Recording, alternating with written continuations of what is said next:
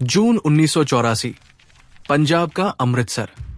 रात का सन्नाटा, लेकिन हवा में एक अजीब बेचैनी तैर रही थी।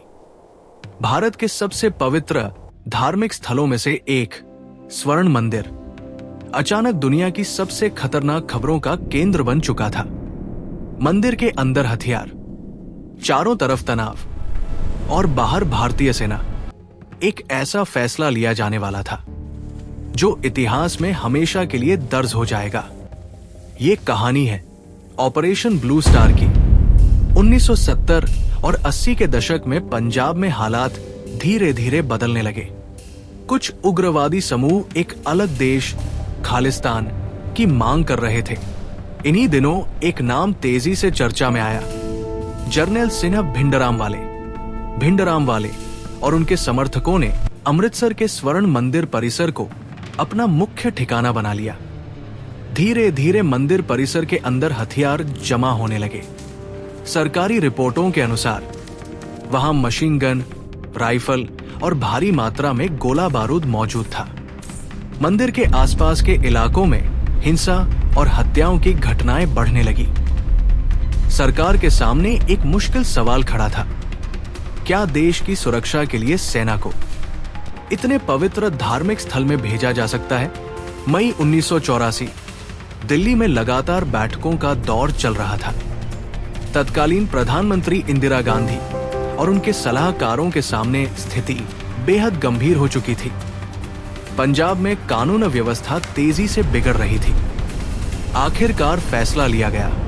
भारतीय सेना को आदेश मिला स्वर्ण मंदिर परिसर में छिपे उग्रवादियों को हटाने का। इस मिशन का नाम रखा गया ऑपरेशन ब्लू स्टार।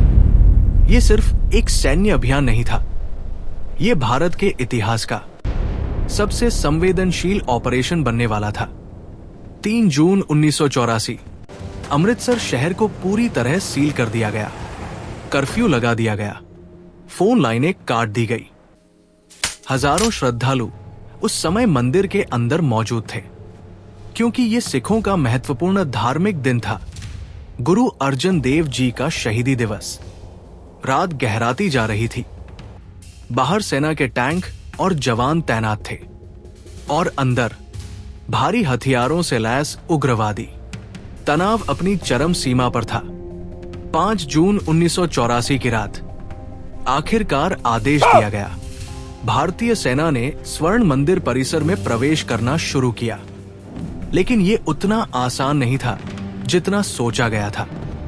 मंदिर परिसर के अंदर उग्रवादियों ने मजबूत बंकर और मशीन गन पोस्ट बना रखे थे। जैसे ही सेना आगे बढ़ी, भीषण गोलीबारी शुरू हो गई। अमृतसर की रात गोलियों और विस्फोटों की आवाज से गूंज उठी। सबसे कड़ी लड़ाई अकाल तख्त के आसपास हुई। यही भिंडराम वाले और उनके समर्थक छिपे हुए थे। घंटों तक चली इस मुठभेड़ में दोनों तरफ भारी नुकसान हुआ।